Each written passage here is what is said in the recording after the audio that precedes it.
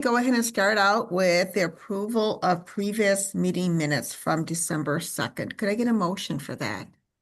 I motion to approve. David Schultz. Second, Greg Qualley. Thank you, David and Greg. So we have a motion and a second. Nick, can we do roll call? Senator, I'm not sure if we have a quorum yet. Oh, okay. So it might be better if we handle other parts and then jump back to this. Okay, sounds good. Thank you.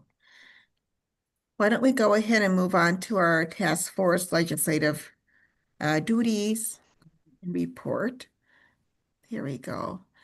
So I'm not going to go ahead and read it through all of this, but I did want to go ahead and get us kind of refocused back into the duties of our task force. Mainly some of the things that's highlighted on here. You can read it's to gather and review data and information, including traditional ecological knowledge on the impacts of foraging on species resilience, ecosystem health, and other aspects of Minnesota's diverse biomes. Also to review existing regulations, develop recommendations, and also develop recommendations for increased public understanding of sustainable foraging practices. And then those develop recommendations also for reduced price foraging permits. And then one of our duties is also to solicitate input, which we have done through listening sessions and through all of our task force meetings, leaving room for public input in each one of those meetings. We do have a legislative report that we are required to submit by February 28th, 2026. The task force must submit a written report containing its findings and recommendations to the Commissioner of Natural Resources and to the chairs and ranking members of the legislative committees with primary jurisdiction over natural resource policies. And those recommendations must be specific and actionable. That is something that we're working on today a little bit later. We have been working on this the last couple of meetings. The report must detail proposal for changes or additions to statute or rule to effectuate the task force recommendations. As an operating agreement that the task force has agreed that we would abide by is try and say your name before speaking at the beginning. If online, try and turn on your cameras whenever possible. Come to the meetings prepared, review the agenda and materials in advance. Take space and make space, refrain from side conversations, show respect to members and presenters. Be mindful, be open-minded, curious about others' opinions, viewpoints, and lived experiences. Recognize that time or research may be needed before questions are answered. Focus on the issue, not the people, and assume good intentions, but acknowledge harm. And I think a lot of these will be things we're going to be actively putting into practice today.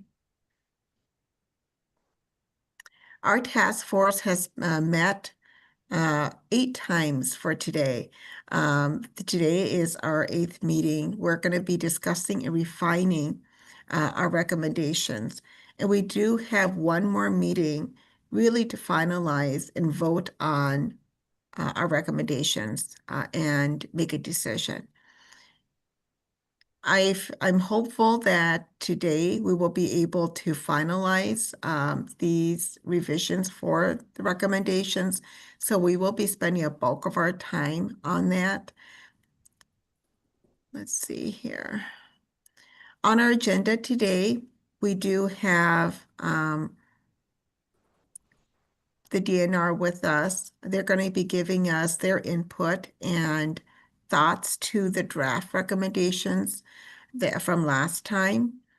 And after that, we'll be ending our discussion and then reaching some closure on those recommendations. And we'll be discussing refining those recommendations using Mural. We will have a public input section at the end of this meeting. And then we will do report updates and brainstorm and then next steps and adjournment. Before we get started, let's go ahead and do introductions. If we can kind of go around and just say your name, your role, and organization. And I can go ahead and start. And then Nick, if you can call on people just to make it a little bit easier. Senator Susan Pa, I am uh, the Senate appointee to this task force.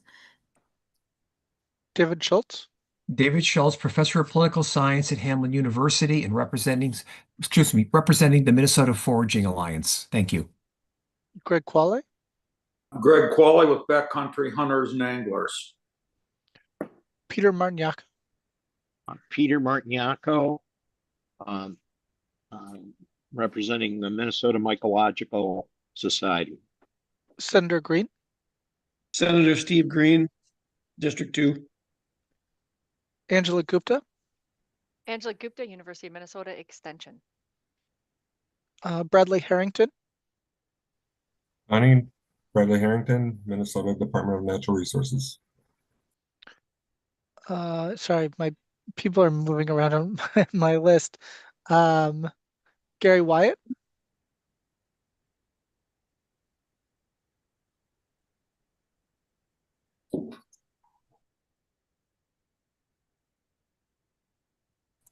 Sorry, did I say that? Gary Wyatt, University of Minnesota Extension. Ingrid Schneider, Good morning, Ingrid Schneider, University of Minnesota Department of Forest Resources. Luke Skinner, Luke Skinner, Three Rivers Park District. Kelly Bruns,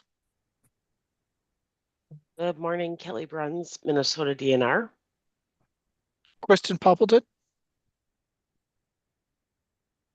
Kristen Poppleton, environmental professional. Go ahead. oh, sorry, I didn't mean to interrupt you. Representative Scraba, Representative Roger Scraba, District 3A, Ely, Minnesota. okay, I think I've got, Nibi Ogichida Ikwe, Good morning, Nibi Ogichida Ikwe, representing Minnesota Indian Affairs Council. I think that's everyone. Apologies if I missed someone. And I can go too. I don't think oh, I've done yet. sorry. That's all right. Dale Gentry, Director of Conservation, Audubon, Upper Mississippi River.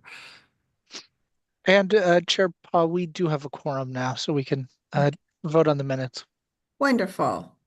Thank everyone for attending today. Since we do have a quorum, let's go ahead and get the motion to adopt the minutes from December 2nd done. Could I get, Nick, we do a roll call on that? Correct. Chair Pa, Yes.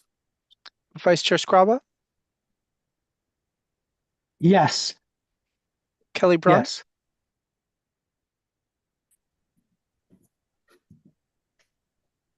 Representative Falconer, Dale Gentry, Yes. Senator Green, Yes. Angela Gupta, Yes, but I'm hoping future minutes could be more detailed. Thanks. Bradley Harrington, Yes. Nibi Ogichida Ikwe, Yes, I also agree with Angela. More detail would be greatly appreciated. Greg Qualley, Yes. Peter Martignaco, Yes. Rebecca Montgomery, Kristen Poppleton, Yes. Ingrid Schneider, Yes, and I agree with more detailed note request. David Schultz, Yes. Luke Skinner, Yes. Matt Wappler, Gary Wyatt. Yes. Wonderful. What do we have for yeses in total?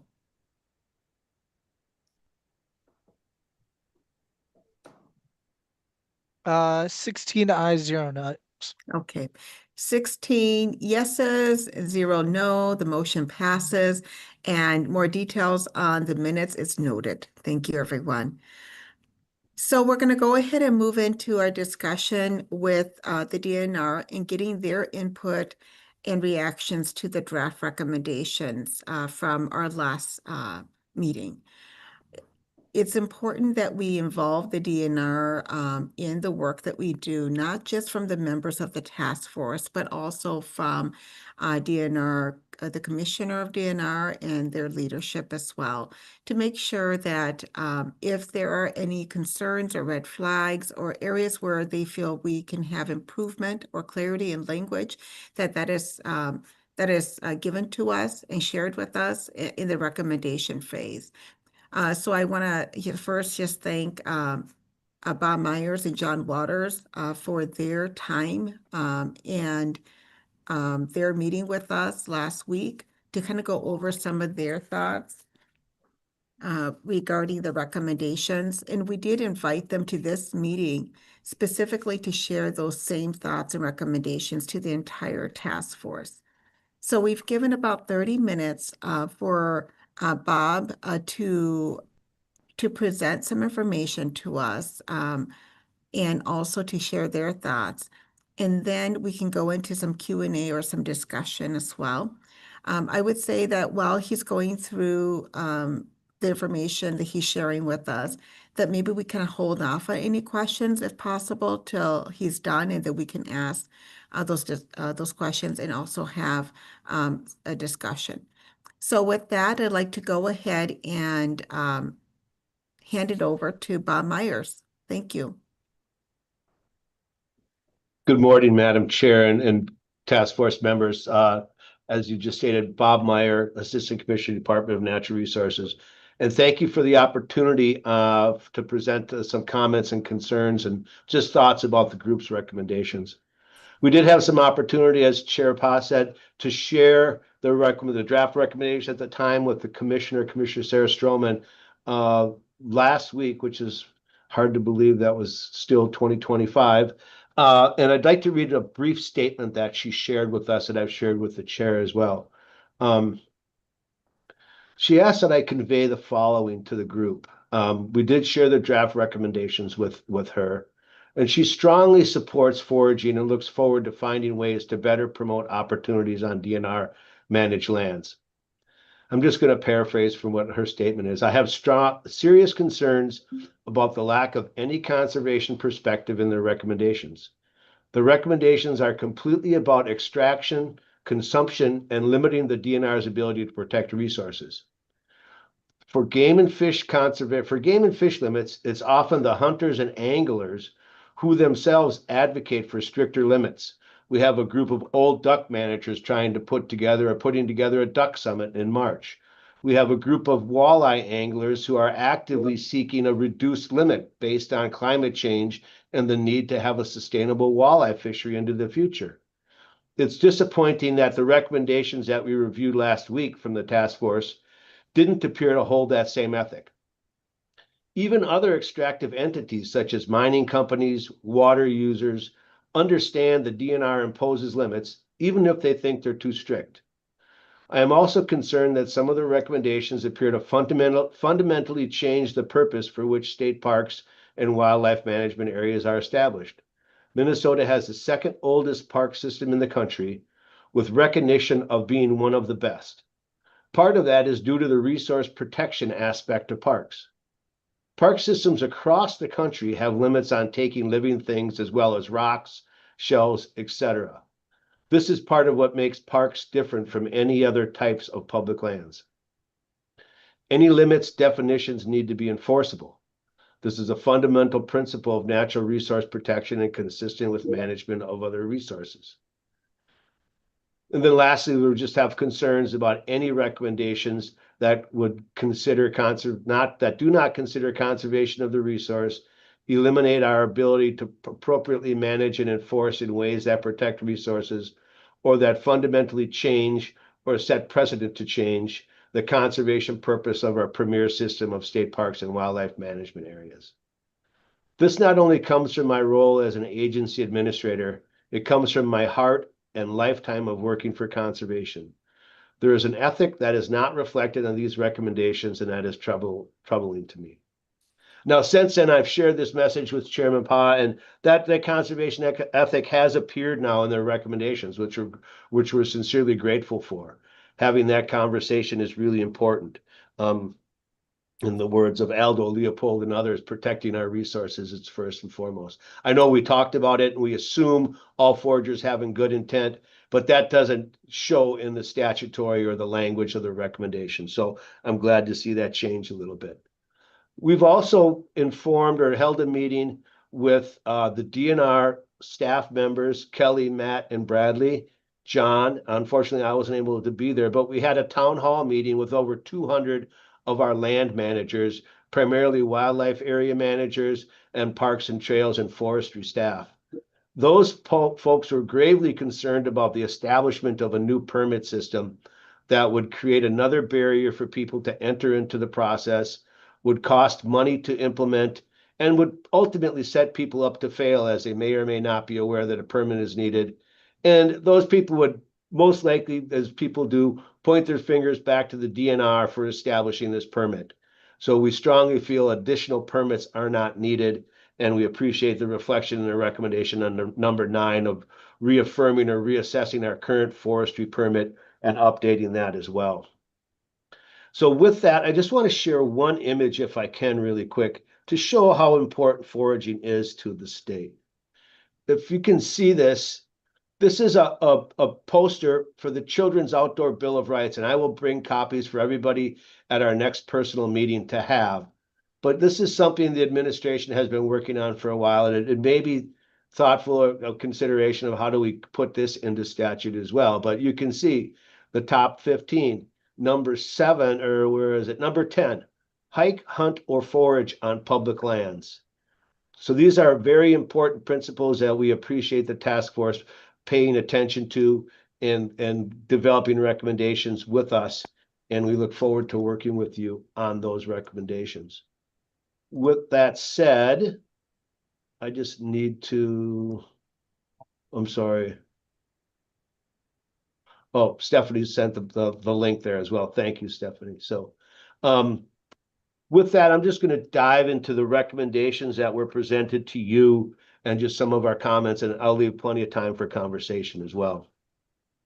Under the Duty 3 document draft as of January 5th, 2026, under number 1, define non-commercial personal use. This recommendation does hold merit, but we have to be careful as we do that so it does not add more confusion to the situation at hand. Currently, our conservation officers make a field determination on whether that is going to be commercial use or personal use based upon the site, based upon interviews with folks and what's going on. I've had discussions with one case down in Whitewater where an individual was harvesting and they had prepackaged boxes with labels, refrigeration boxes, and it was clear that this was for a commercial purpose. So we need to be careful as we do that, but we look forward to working with the group there. And the language about the ethic of honorable harvest as a way of being in relationship with the living world is very, very true. And how can we capture that into statute? We look forward to working with you on that issue. Moving on to number 2, developing a new statute in Chapter 84 that allows harvesting or foraging on managed lands and public waters for non-commercial personal use. We need to be considerate of what we are doing here.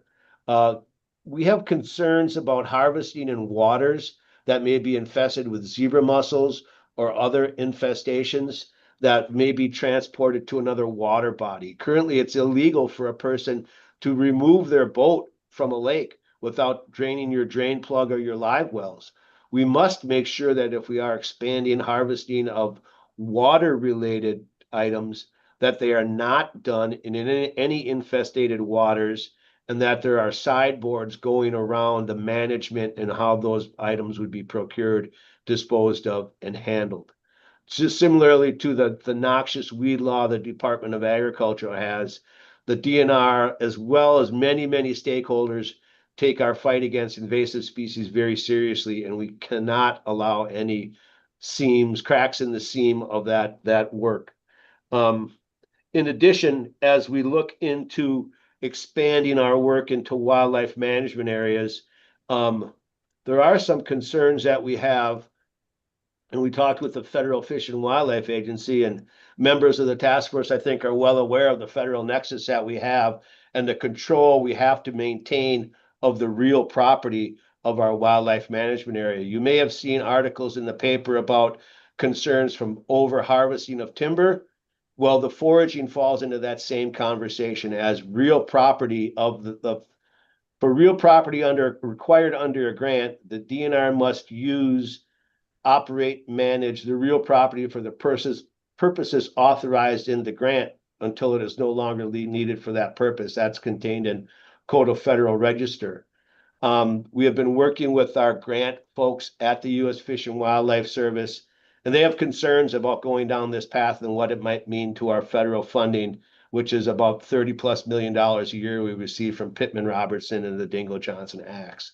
So we need to make sure that the state is in control of the wildlife management areas and that we are not allowing the real property to be used for unauthorized purposes. Now, I'm not saying that can't be done, but we need to do it carefully and probably on a site-by-site basis, so we do not fall into contempt with our federal funding. And I think Greg Kovalik and others can talk about the issue about forestry and what we saw. This is very, very similar, so we need to be careful. The same foods that people may be harvesting off of foraging off of a wildlife management area are the same food sources the animals that live there are eating as well. So that's another concern we need to take into consideration. But we look forward to working with the group and the legislature in trying to find a path forward. We do have grave concerns about opening the Outdoor Recreation Act, however, since there are long lines of people looking to change those purposes in statute. People want to ride ATVs in state parks. People want to leave deer stands up in wildlife management areas. People want to be able to take things off of SNAs. So opening up that chapter of law in this legislative season, I will call it, is very problematic. The DNR has grave concerns about doing that. Number 3, expanding the definition of outdoor recreation. We do support that. We need to figure out how do we do that, though. And as I said, maybe there would be a way to incorporate the Child's Outdoor Rights Act into that language if people would desire to do that. We look forward to working with the committee on that. Number 4, the rules fall into play. Let me just highlight if you look on page 3 there, the chapter 6230 rules changes that are recommending by inserting harvesting, foraging of for plants or fungi for non-commercial personal use. That language would get us in trouble with the federal government on our control of wildlife management areas. This may be an item where it's better not to ask for permission, but keep doing what we're doing, right? So I know people have asked me, why are we doing this? Why are we coming up with these things? And I think we just need to be careful what we're wishing for and possible impacts that may be having into the future. Number 4 is a part of that as well. Number 5 is very encouraging to see, and we fully support it. And I think we need to look at other partners such as the University of Minnesota Extension, the Mycological Society. How do we build this network of people? But for example, the DNR does not talk about food safety issues. We do not talk about fish advisory consumptions. We tell you that the Department of Health is advising you not to eat these fish and things like that. So perhaps that could be a role of extension on what is safe to forest, what's not safe to forage, and things like that. But we do want to be a part of the education and training for BMPs of harvesting and foraging, however we do that. Number 6 obviously is needed, using plain language to provide clear and accessible information that makes it easier for the public to understand. Wholeheartedly, we look to try to figure out how do we do that together and in conjunction with our other partners and state agencies. I think one of the things we didn't talk about is this Department of Ag commercial permit for harvesting and the training that is required there. I know the Mycological Society does part of that training and is working on that commercial permit with those people. And some of the people that have testified to the task force actually hold those commercial harvesting permits. They may be able to be a resource on how to do some of that as well. Number 7, under the study, foraging, harvesting, and its impacts. Obviously, we do not have a lot of biological data, population data on these things. our county biological survey system or a county biological survey process program does collect some of that information, but it is funded off of soft funding through the Environment and Natural Resources Trust Fund. So if we could find a permanent source of funding for that program, that may be a way to do that. Otherwise, again, as it talks about, entities could jointly combine for a LCCMR proposal. For example, I could see the Mycological Society and the DNR, for example, submitting a joint LCCMR program possibly, or a proposal possibly to do these activities. Number 8 was combined with number 9, it is combined with number 9. Number 9 is something that we do recognize needs work. Focusing on our forestry permits is where we recognize the need, clarifying when that is needed, when it's not needed, making sure it's as easily accessible. How can we do it online? How do we educate people more about it? But creating a new permit, I think we have grave concerns, just the cost and administration of it, first of all, and then the concern about why is that needed, where really is the problem, and things like that. So if the committee does decide to talk about permits, we will then need to talk about how would that be funded and the cost. For example, our current electronic license system is funded on a surcharge that goes to the vendor, but then there's also cost for us to operate that. If you look at wild rice harvesting permits, they're $25 a piece. We only sell about 1,000 of them a year, so we do not raise enough money to really operate the permitting system and do high-level management activities off of that. So looking for more conversation on that. Number 11, the Department of Agriculture, looking at the noxious weed statute. I'm not going to speak for the Department of Agriculture, but I know that they do take this noxious weed work very seriously, and it has been the point of several legislative conversations in the Agriculture Committee over the past several years. And number 12, I think, is one of the recommendations that I'm most excited about. Establish mechanism for regular engagement with harvesting foraging stakeholders. We meet with many of our stakeholders on regular basis, as quarterly, annually. We're getting into the type of year where we meet with our stakeholders at the local government level, our agricultural stakeholders, our conservation stakeholders, and our outdoor recreation stakeholders to talk about legislative initiatives. We also have a Natural Heritage Advisory Committee. We have the Fish and Wildlife Advisory Committee. We would like to work with the task force to see what kind of stakeholder group people would like to see. I don't think you need legislation on that, but certainly there could be, if so desired, but certainly a group of individuals that we could meet with on a quarterly or biannually or annual basis, whatever would be needed to continue this important work. I think, some people were concerned and wanted to see a 5-year rule moratorium. If we could implement this instead, this would alleviate those concerns. It would keep everybody working on the same page, and it would keep us all kind of rowing in the right direction and making sure that foraging is successful and accessible to everyone. Madam Chair, that was a very high level on the recommendations that were submitted or released this morning. And I can stand for any comments. And I do want to say sincerely thank you to the work of everyone on this task force. It has been an enjoyable process. A lot of learning has taken place along the way. And I do think we're in a better spot than where we started, and foraging is in a better spot than where we started, thanks to these activities and conversations.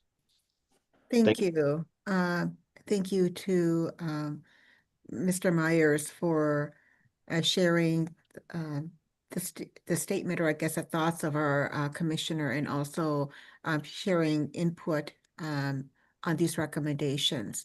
And so right now I'd like to open this up to any questions or any thoughts that the task force may have. And then after that, we can take any further revisions or ideas to what maybe some of the thoughts that were brought up by the DNR and by Mr. Myers. I see Greg first. Greg, go ahead. Thank you. Greg Qualley, Backcountry Hunters and Anglers. Bob, I have a question. It's both a process and a legislative question. If we were going to make recommendations here, why wouldn't we include recommendations for statutory changes and rule changes in the same legislation? Wouldn't that make sense if we could all come to some sort of an agreement on what needs to be changed? Madam Chair, Mr. Cavalli, I didn't have any statements that did not support that. I think we need to be careful about the rule language we're talking about. We did share the recommended language on a WMAs with Kyle Daly at the Fish and Wildlife Service, and they have concerns about it, right? So, and when you do that through statute, you have to either put in the exact language that would be done in the rule and ask for a good cause rulemaking exemption, or Right. there are two other ways to do through rule as well. So, again, I think my comments are we need to be careful what we ask for and make sure that it doesn't fall us out of that federal nexus responsibility with the real property contained in 2 CFR 200 with the Fish and Wildlife Service and 50 CFR 80.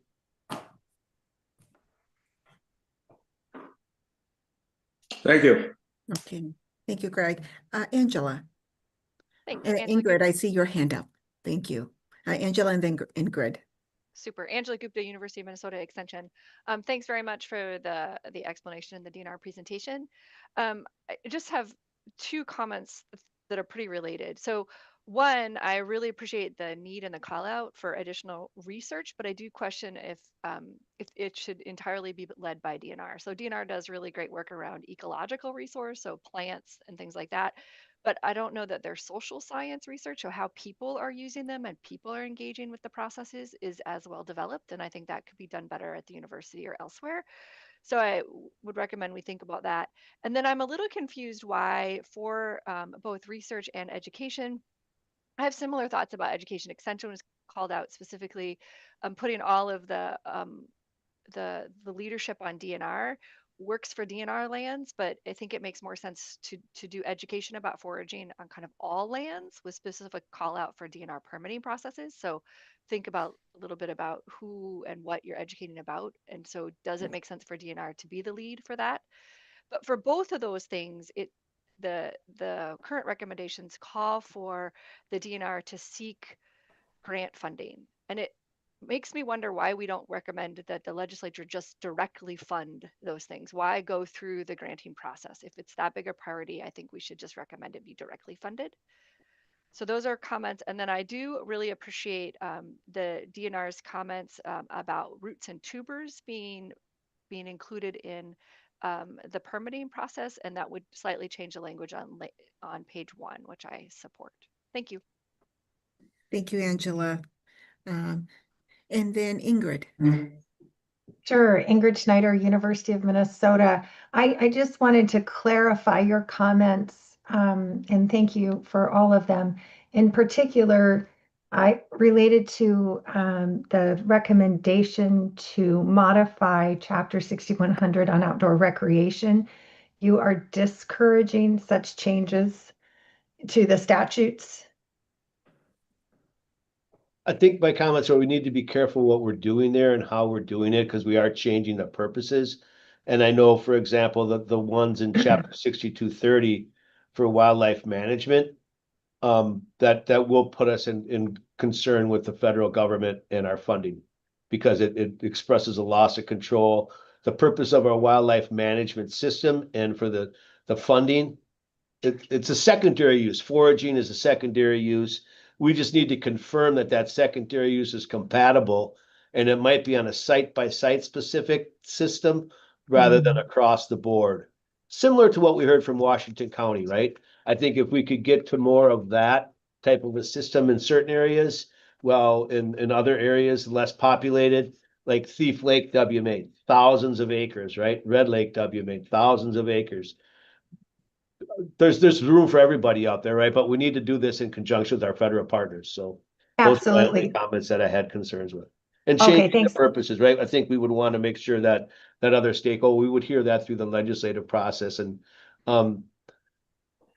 yeah, I'll just leave it at that. So thank you. Okay, thank you for clarifying that. Related to that, I was curious and would discourage any listing of activities, additional activities in the statutes for 86 AO3. The language in that right now says, here's a list of things you can do, including, but it's not limited to those activities. And so I think if we get into, let's list every activity, that's going to be a real problem. And actually the language in 85 is much more inclusive, and it speaks to a broad range of opportunities, which is, versus activity management, which is from the 60s, opportunities is more contemporary. So. No, I appreciate that wholeheartedly. And again, it's be careful what we wish for, right? So that's, again, if it's open and we can do it now, why do we need to restrict it or try to insert ourselves into it if it's allowable? Were my thoughts there. So Thank you, Ingrid. Peter.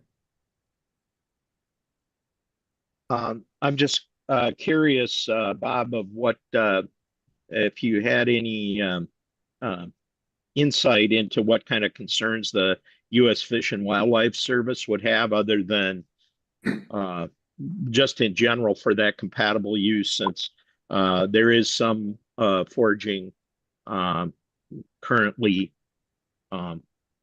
specifically allowed in WMAs.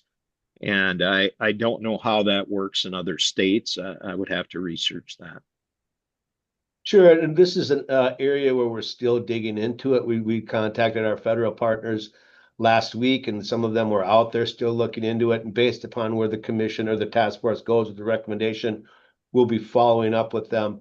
But it's really talking about it's really similar to this if you've been following the forest management on WMAs. It's the same exact principle about real property.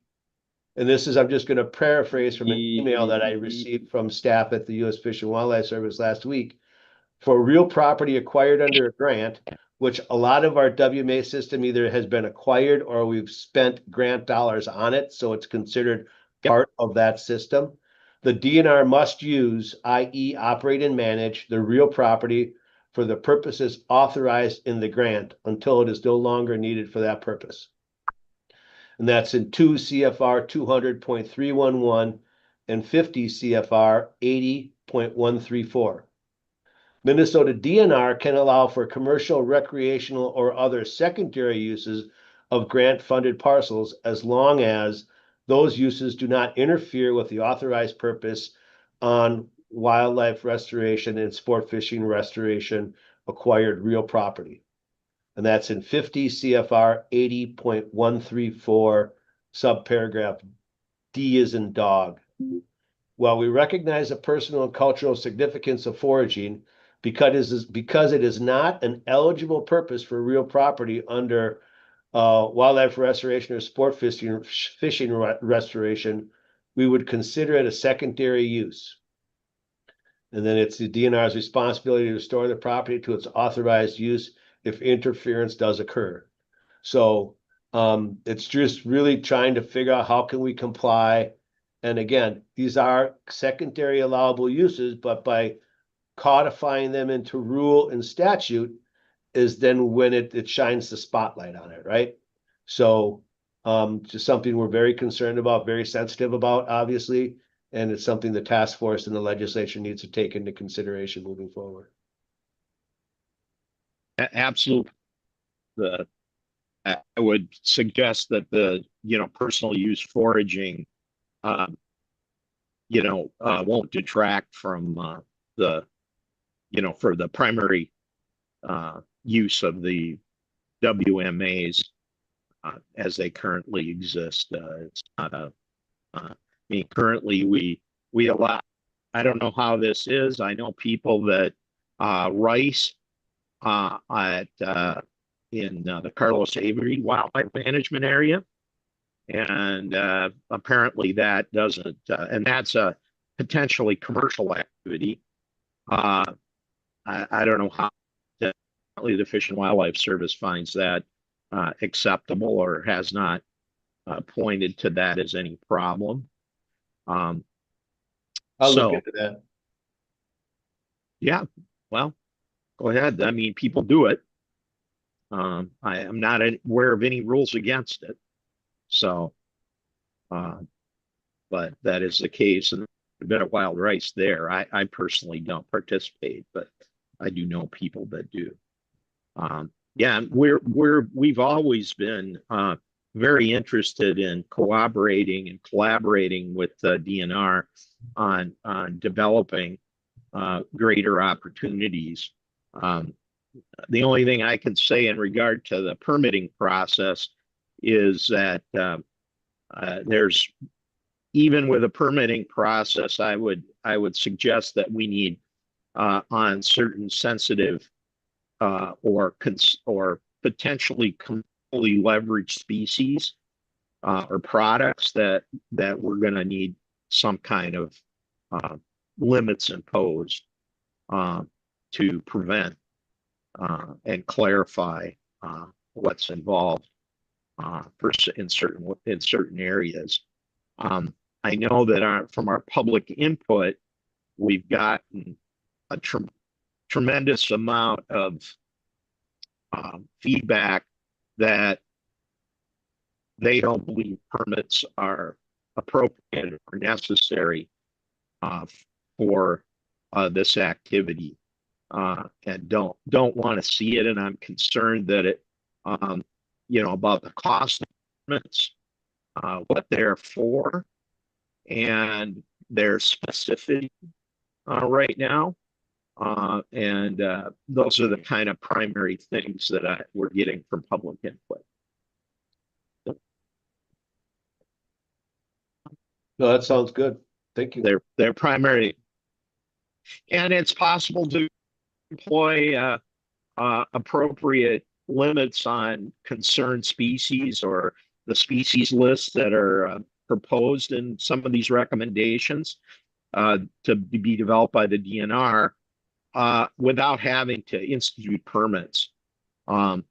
Just, make it, make the rules and statute limit harvest, concerned harvest to protect. Primarily, I see it as not only protecting the resource, but more importantly, creating guardrails for potential commercial abuse. Thank you. No, that's great, and thank you for those comments. I mean, we have to figure out how to do that, since when Parks tried to say put limits on things that would fit into a certain size container, that's kind of how we got here, right? So we just have to do that as a group. So yeah, and I want to say this, Bob. The thing is, Bob, is I want to make this clear, and this came directly from DNR staff and management, that the purpose of that limit in the state parks was specifically as a de facto ban, because they did not want any foraging in the state parks at all. Well, okay, this wasn't about limits, because the limits imposed make it so you can't do it. Please, I want to make that clear to everybody here, that and not have this misconstrued as some kind of limit, because the Minnesota Mycological Society has never been opposed to limits, ever. Thank you, Peter. If I have missed someone because they don't have like a hand raised option where they're at, and you're raising your hand physically but I haven't seen it, please let me know, okay? Put it in the chat, or try raising your hand again so I don't miss you. I apologize. Okay, Nivi. Good morning, Nibi Ogechida Ikwe, Water Warrior Woman representing MIAC, Minnesota Indian Affairs Council. My question and comment is that I would like more clarification on when Mr. Bob Myers spoke about finding troublesome to the DNR about legislation at this time, being that ATVs and other things are of higher priority. Because from my perspective, my family has ATVs and we forage both, so I'm just wondering, it kind of contradicts with the statement of you're saying that there's room for everybody. But at the same time, you know, foraging is a traditional way of life where we connect with our plants and our food sources and our medicines. And I do believe that, as you said, there is room for everybody. You know, we have a ATV, but that doesn't mean that we cannot go forage. So I just want to try to get some clarification on what that means and where your perspective from that is coming from, because I would be willing to support ATVs as well. You know, I feel that if we work together, that recreation area is out there for all that would like to recreate. And I know many foragers are not professional foragers. They actually go out there for recreation or even to just learn about the plants and animals so that in the future they can learn more about foraging. I think that it's really important that foraging becomes a priority because foraging was there before all of these other recreations were ever even anything, you know? So as we're going out there to forage, we're just connecting with the land in the way that our ancestors did. All of our ancestors were out there connecting with the plants and the medicines in a good way that was very sustainable. We were available to keep those plants and medicines for years to come because we had so much great respect for the land in the way that we knew don't take too much, don't over harvest, because if you do, then you don't have that plant any longer. And that comes from traditional ecological knowledge, making sure that you show great respect for sustainability. And that was available for all of us. You know, a lot of people think that's an indigenous way of thinking, but all of our ancestors were connected to the land. We all used our plants and medicines in a very good, healthy, respectful, and sustainable way.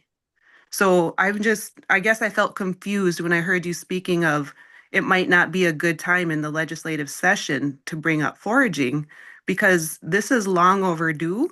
And I would greatly appreciate your full support so that we can get all people connected back to the land in a really good way. You know, I'm actually looking out for you and your family and your community as well because I want us all to be healthy. We get healthy when we connect with the land the way that it was intended to, enjoying our gifts and respecting our gifts from the Creator. So just let you know that, you know, I'm looking out for everybody as we're working forward on this. I want us all to be healthy and connected back to the land in a really good way. So I appreciate you being here and I would love some clarification on what you had spoke of. And it would be lovely too to see the full letter from the commissioner instead of just hearing a paraphrase of the highlights. That's just my perspective. I greatly appreciate everyone that's here today and Mr. Meyer for speaking. Miigwech Padamia, and thank you. Thank you, Nevi. We could probably get that to the task force. Madam Chair, if I could just address that really quickly. Yep. And Bob, Maybe go thank ahead. you so much. And I wish there were a lot more people like you and that had your vision and commitment and just ethic, right? That's what we need. And that's what this group is all about. My comments were referring to actually opening up that chapter of law 86A.05, which is the Outdoor Recreation Act, in the legislative session. My comments related to ATVs are there are legislators and groups and other individuals who would like to amend those statutes to include things that they want to see, such as ATVs in state parks, for example, or deer stands left over the whole deer season in a wildlife management area, which the DNR does not support. Opening up that chapter of law in the legislature, and Senator Pa and other legislators can attest to this, means that language is open to any amendments related to that section. So I know there were bills that were heard in the Senate Policy Committee that never made it to the Senate floor because people didn't like it or people didn't approve it, right? And that's just the way the legislative process goes. So our concern is doing this.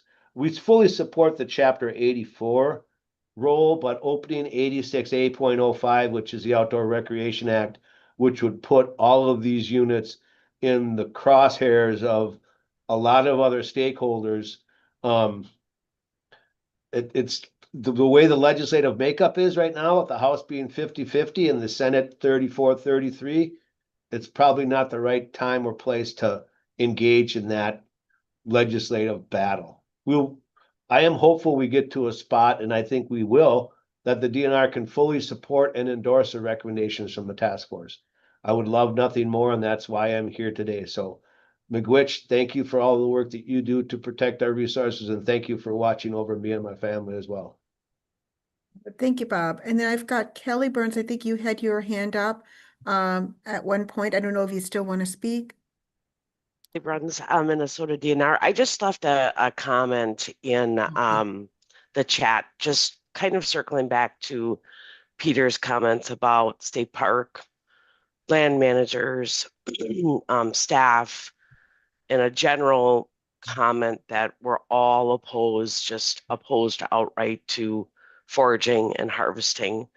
And I know I mentioned this when I started with the task force, but I've been working in the state park system in Wisconsin and Minnesota for over 30 years. And so I've worked with staff that clean buildings, to manage natural resources, that do enforcement, that do interpretation and education. And I would strongly disagree with Peter's comments there, respectfully. And in those 30 years, I think all of our staff and teams work on conservation, ethic-based work. And we try to do our best with education. We try to protect the natural and cultural resources of the site. But I have never in my 30 years just straight out heard a strong oversight or overview of teams that are adverse to people who forage. So I just want to add that comment to the task force that, Peter, I respect your comments and feedback there, but just having been in this system for so many years, I would have to highly disagree with that. Thank you. I'd like to Thank you, respond to Kelly. that if I could. Peter, go ahead. Yeah, Kelly, I don't want to be misunderstood. I have found that most of Parks and Trails staff have been enthusiastic and welcoming of people that are following the rules within state park lands, and that land managers are that way. What I was referring to is specific quotes from the head of state parks and trails, Ann Pierce. I'm quoting her that she told me she does not feel foraging is appropriate in state parks at any level, and the guidelines that currently are on the state website reflect those feelings. That's all. That I was not impinging on general state park staff, parks and trails, land managers in general. Generally, field staff are very welcoming. Upper management of the DNR has brought us to having this task force rather than engaging. So this is our way of engaging, I guess. So I don't disagree with you at all. And I'm just quoting specifically a particular viewpoint. Thank you, Peter. And then I just have a few of my own comments, and then, oh, Dale, I have your hand up. I see it. Go ahead and go first. Yeah, thank you. Bob, I really appreciate you joining us today and sharing the feedback from Commissioner Stroman. I guess I would also echo, I'd love to see that in writing, just so I think I was processing it all so quickly. I want to make sure I didn't miss anything. But at one point you mentioned concern over the lack of, I don't remember exactly how you expressed it, but conservation best practice around restriction of harvest. And I think, as I thought about that, I think a lot of that best practice is based on a history of the consequences of not restricting it, right? We got lots of background of, like, if you don't manage game, if you don't manage forestry, et cetera, there's got to be restrictions on that. And as I guess one of the conservation professionals on this task force, I didn't feel the need to add something along those lines, in part because I just haven't seen any science or really any anecdotes that that harvesting is having this really negative impact on wildlife. I know it could happen on individual cases, but when we think about, the sort of the landscape, the landscape level impacts, the population level impacts, I guess I'm just hesitant to say we need to be more restrictive when I'm not. I just haven't seen any evidence from what the foragers say they want, or from the literature, um, or from even specific examples from DNR staff of like, this is what we're really concerned about. And so I'm not to say that those things won't happen or couldn't happen. I just haven't seen that evidence. And so I think that now, I think the recommendation we put together that does have this explicit call out to an honorable harvest and non-commercial harvest is our attempt at trying to be restrictive under the very challenging task of trying to provide like a quantitative restriction. We all know that the plastic bag thing didn't work, at least in simple terms. So I appreciate your concern if that's not an enforceable rule. I think we do need something that's enforceable that says it's got to be, an ethical harvest. And so we would love to work with you about how to make that enforceable. But I just want to make sure if there's science out there or if there's anecdotes out there from the DNR or elsewhere that talks about this, these really negative impacts of foraging on the environment or on wildlife, I just want to see those because we haven't seen them in what we've discovered thus far. So again, thanks for the opportunity to chat and thanks for being here today. And Madam Chair, just a couple quick seconds on that, please. Yeah, go ahead, Bob.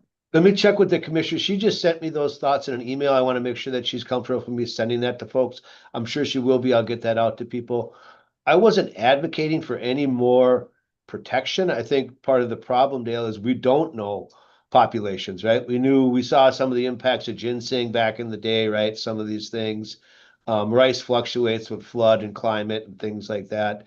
So getting that data will be important, but also providing the DNR with some site-specific authority to protect resources, I think would be great. Under Chapter 97, we have broad authority that gives the commissioner the power to do whatever is in their control to protect the state's fish and game, right? Now, I'm not asking for that kind of opportunity, but something that would allow us to protect a culturally sensitive area or an area that has a sensitive population that we do not want to be over harvested, things like that is more the concern that we're looking for and trying to address.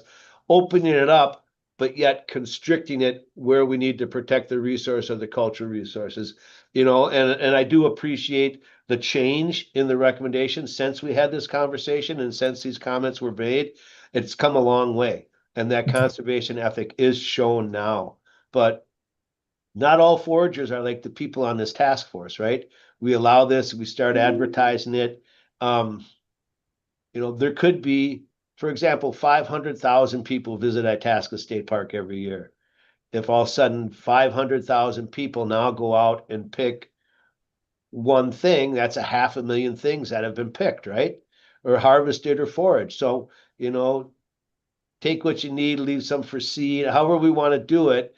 And maybe that the TEK is so important of this, right? How do we recognize TEK into state statute? And that would be the first time ever that is done. If we can do that, that'd be a home run in my opinion, right? So I want to be here as a resource. I'm a forager. I'm a conservationist. I spent most of my winter break when I could outdoors trying to decompress and just reinvigorate my soul, right? So I need to do that as much as possible. So again, I appreciate your thoughts, Dale, and I think we can come up with something that everybody supports. So Great, thanks. Thank you, Bob. Peter, I see your hand up. I'm just gonna share a few thoughts and then I'll go to you, okay? Thank you, Dale, for your thoughts. Actually, you kind of spoke a little bit about what I was going to speak about. So letting you go before me I could just add to that. I want to say that um, I know that Bob mentioned about the DNR feedback and having that updated in the draft recommendations that we'll be reviewing soon here. And I want to just say that we did try to incorporate as much as we could from the DNR in the draft recommendations that we'll be reviewing. We also tried to incorporate as many of the task force members' recommendations from our last meeting and from emails from the task force members as well in this new updated recommendations list. But I don't believe that we updated the conservation aspects of it just because the DNR brought it up. I really believe that we have, as this task force has discussed in length and emphasized sustainable and regenerative harvesting practices, including protection of sensitive species and in the many discussions we've had regarding education that's rooted in honorable harvest principles, and also those conservation strategies, all these are conservation strategies, that has always been part of this task force. And the discussions we've had and has been embedded in the recommendations, even in the first draft. And so I just want to say that, even though we have updated the draft to reflect everybody's recommendations since the first draft, I don't believe that it's just because that we have not focused on conservation. So I just want to say that I strongly disagree with the DNR commissioner's characterization. And honestly, I kind of take offense to that the task force has not focused on conservation or that our recommendations do not reflect that. Conservation has and is a central part of our principles and the task force work and recommendations. And I wonder if maybe some of her thoughts are based on the fact that maybe she hasn't really been tracking our work and heard the robust discussions we've had regarding conservation when it comes to harvesting and foraging. So I'm hoping that we can change her views on that by sharing and educating her, sharing more information with her and educating her on the work that we're doing here. So I just wanted to put that out there because I don't want anyone to think that this is something we have not thought about or put importance on. So with that, I think I have Peter and then I believe I have Greg next. Or did I have Senator Green next? I'm sorry, I lost track. So Peter, why don't I just go Peter, Senator Green, David Schultz, and Greg, okay? Peter, you're muted. Sorry, I will try to be brief. I want to thank Dale for his comments. I think that's important, takeaway that we've gotten. We're interested, obviously all are interested in it, and sometimes people from a science standpoint, kind of minimize anecdotal stories. Just because they're anecdotal doesn't mean they're not true. So, and in this case, when we're seeing impacts, I mean, that's valuable information, I believe, even though it's not peer reviewed and double blind or anything like that, it's still important information. I want to thank Nibby for her comments, and I think I understand. I'm not an expert on statute and opening up laws and having untoward consequences. But I think that everybody here is in agreement that SNAs have a special place that foraging may not be appropriate in. State parks have certain resources that need to be protected in many ways and shared. I'm a little as far as the recreation areas. I find those are in many cases they're ones that are have specific uses that are not allowed in state parks at all, and to treat them as the same kind of resource protection seems arbitrary. And but I don't know how best that can be handled, but it seems like there's opportunity there to do that in a better way.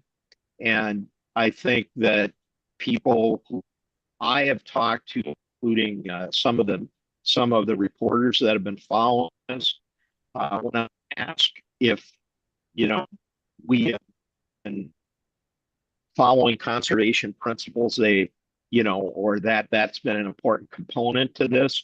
I think that we a lot of effort into that and thought into that, and we want to continue to do so. So thanks so much again. I Jake from Mycological Society. Thank you, Peter. And I don't want to limit anyone's time or comments, but I do just want to remind us that we're over time on this particular section. So we're still going to go through everyone that has their hands up. And anyone who may still need to say something or feel the need to in this section. But I do want to move us along right after that. Okay. So I've got Senator Green. Thank you, Senator Pa. I was going to wait till the end, but it looks like I might have to take off again. So I wanted to get some comments in. I want to bring us back to where we started here. This began because we were concerned that the DNR was going to enact rules, which they said they weren't, but was going to enact rules to limit harvesting. And I've said in the past that the best way to do this would probably be to get a classification as to what commercial harvesting is. We still don't have that. What we've done is we've put together a list of things that we're going to be able to take without a permit. We've also given in these recommendations, I would assume with the advice of the DNR, that they're going to have more rulemaking authority on this as it goes forward. That's a danger. So the language in there that talks about responsible harvesting is going to have a really tough time getting through the legislature because who determines what responsible harvesting is? It could be different for anyone. It could be different for a family of 10 than it is for a family of 2. And so I think that's going to be really difficult language to get passed, as is the rest of this as well. So I'd like to caution people as we go down this road, not not to make this more complicated than it already is. You start putting all these things in, and people that come on, whether it's a website or wherever they go to find out what they can and can't harvest, is just going to be more confusing to them than it was before. The fact that we're going to start advertising, if that's in here, as far as what can and can't be harvested, is also going to open up, and Deputy Commissioner was right on that. It's going to open up to people that really aren't interested in harvesting, but they're going to go out just to pick stuff. I still don't see this as a problem, as Dale had said too, and we're going to create a problem where there isn't any, when all we really had to do was just limit the ability for rulemaking going forward. But with that, I'll let that go, and we'll see where we come up with. Thank you, Senator Green. David. Sure. A couple of comments. And these are in reaction to the statements coming from, that were prepared for us today. If I go back and I think about the goals, what I thought this task force was about and what we had reached consensus on, I think all of us, have reached the consensus that that we want to be able to do anything in terms of a sustainable way, whatever we're going to figure that this was, whatever that is going to be. And I think DNR task force members, we all share that. I think a second goal I think we all share is the idea of whatever we're doing, it ought to be simplified and avoid confusion. I think all of us are buying into that. What I still don't hear coming from the DNR is what I think is the third point, which is willingness to recognize foraging as a legitimate activity. Now, there may be particular individuals, but the statement that I'm hearing coming from Myers today, I don't really hear anything that it says that they support and recognize foraging along with other types of activities in parks in our lands as a legitimate activity. And I thought we had consensus on our task force with that. And this seems to be the reason why this task force is here, is because there seems to be a loggerheads between the DNR and the foraging community on this one point. The second point I want to make, and I speak as a lawyer, I speak as a lawyer who hates when people make the Chamber of Horrors argument and say, if we open up and make this kind of a change and say this is going to be a legitimate activity, who knows what else is going to happen? This is the job of legislators. This is the job of crafting legislation to say we can make distinctions and say foraging is okay, running ATVs through parks is not okay. So I don't find that a good argument. I also don't find the argument of saying that what if now all 500,000 people who visit Itasca suddenly start to do something? For example, in countries, not that I'm drawing a perfect parallel here, in countries that have opted to legalize drugs, one of the arguments against is, my gosh, if we legalize drugs, everybody's going to be doing drugs. Guess what? The evidence doesn't support that. The evidence also, I doubt, is going to support the idea that if we suddenly say foraging is a legitimate activity, we're suddenly going to see scores and scores, if not hundreds of thousands of people doing things. And so again, I just sort of speak as a lawyer and as a policy person who says that type of argument doesn't work. But I am very, very concerned about the idea of saying that we shouldn't statutorily say foraging is a legitimate recreational and cultural activity in the state of Minnesota. Thank you. Thank you, David. Greg. Yes, Greg Qualley, Backcountry Hunters in English. I'm going to be brief here. First of all, I do support a number of things that Senator Green has said, and also I think we have to go back just from where we started. When we looked at this information and the laws and the policies that were established and had been there for a number of years, there was all sorts of confusion. And I think we've really done good work here defining things. And I would definitely like to see commercial harvest defined if we're going to propose legislation. I think it's entirely possible to do that. We've already defined what personal use is. We can certainly define commercial harvest of foraged goods, and that should be part of our process here. And I'll thank everybody on the committee also, but I don't really like to do a personal thank you to LCC and MAD as far as their organizational skills in running this particular task force. It's been marvelous. It's been the absolute best public input process I've been part of, and I would encourage more of this to happen. Thank you very much. Thank you, Greg. All right, so let's go ahead and wrap up this section. Madam Chair, just really go quickly. ahead, Bob. I'm sorry, I can't figure out how to raise my hand here in Zoom. That's all right. I apologize. I will work with the commissioner and get you this message here. I just want to clarify that her comments were based upon a version of the recommendations that we saw previous to this version. This version dated January 5th, 2026. It's gone a long way to address her concerns and comments from that statement, but I wanted to share that with you because I did share it with the chairwoman and she asked that I share it with the task force. So I just want to put that pin on that statement, right? We've come a long way and I think a lot of those concerns have been addressed. Secondly, the reason why I showed you that picture for the Children's Outdoor Bill of Rights is to help confirm that the DNR is fully supportive of foraging and allowing children and families to experience outdoors and outdoor ethic and build that outdoor ethic. My comments related to number 2 about putting this in statute is be careful how you do it. I spent 30 years of my life in front of the committees in the legislature to date, dealing with bills, dealing with majorities, trying to get things enacted into law.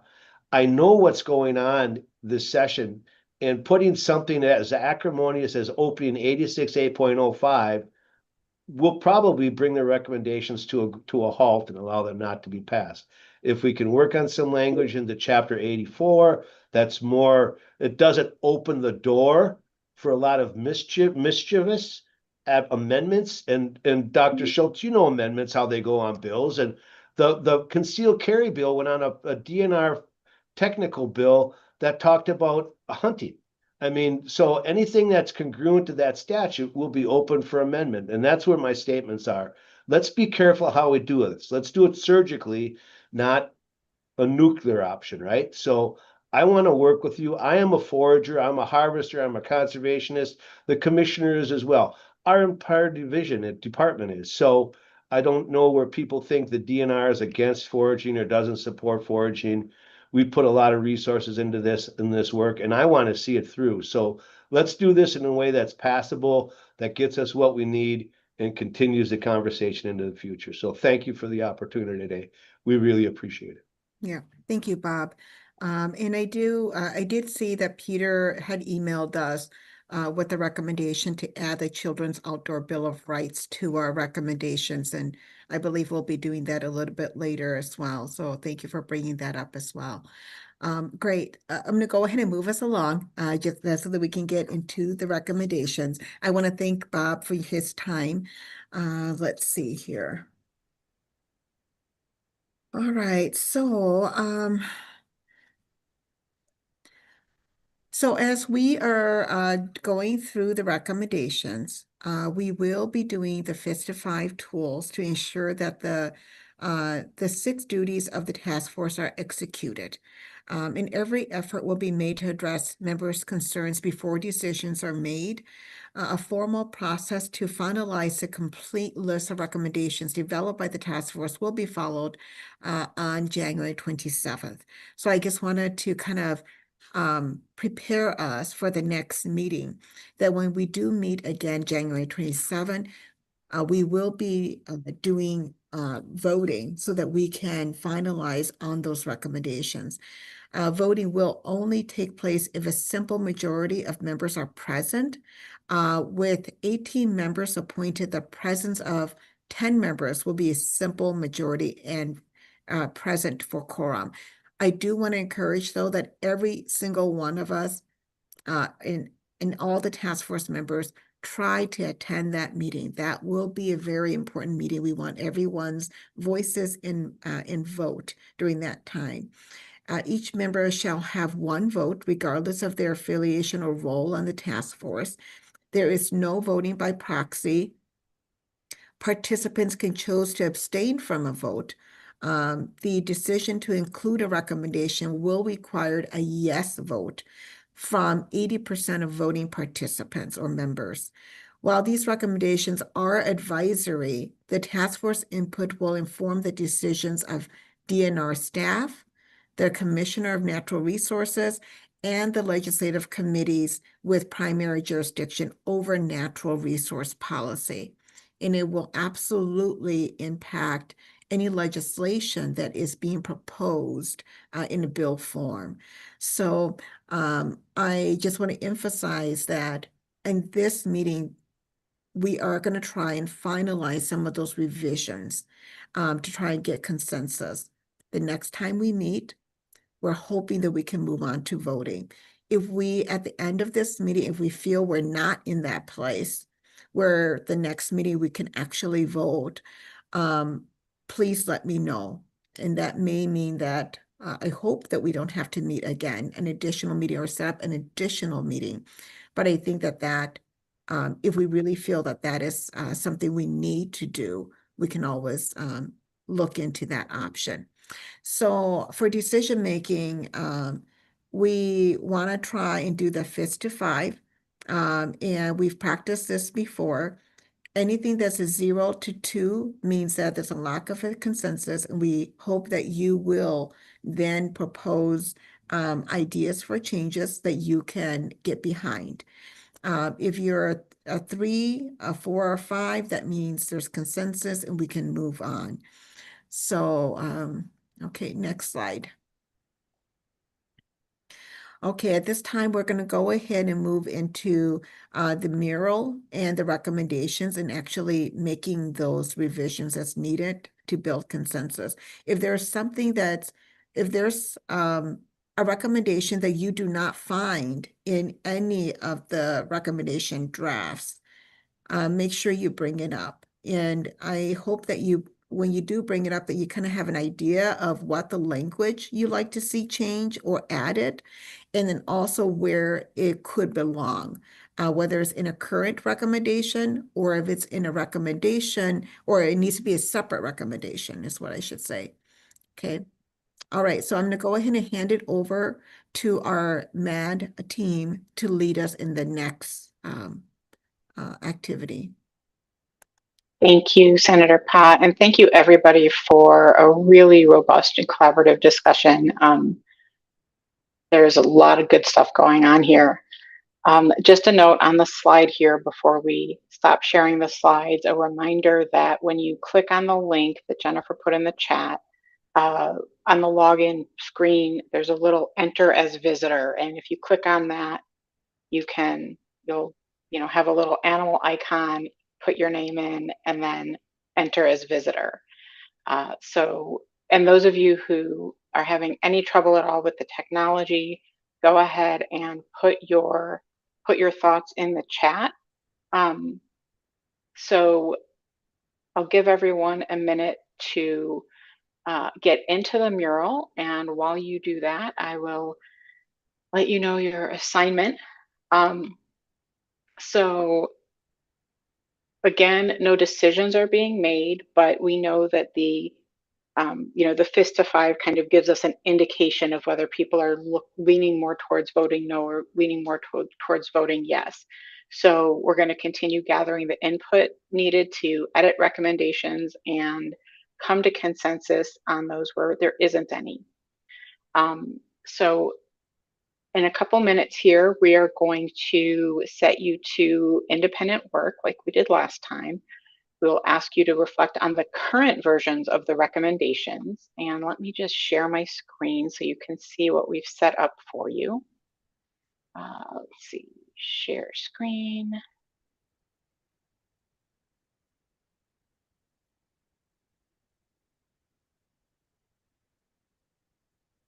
Here we go. So I'm going to zoom in a bit and summon you all. If rapid movements bother you, then just look away for a moment. So we've got the recommendation version that we reviewed in the last meeting, the input from all of you, including how you voted in the fist to five, 0, 1, 2, 3, or 5 fingers. Notes from last week's meeting with DNR, Chair Pa, and staff, and the updated version of the recommendation. Nivi, I see your hand is raised.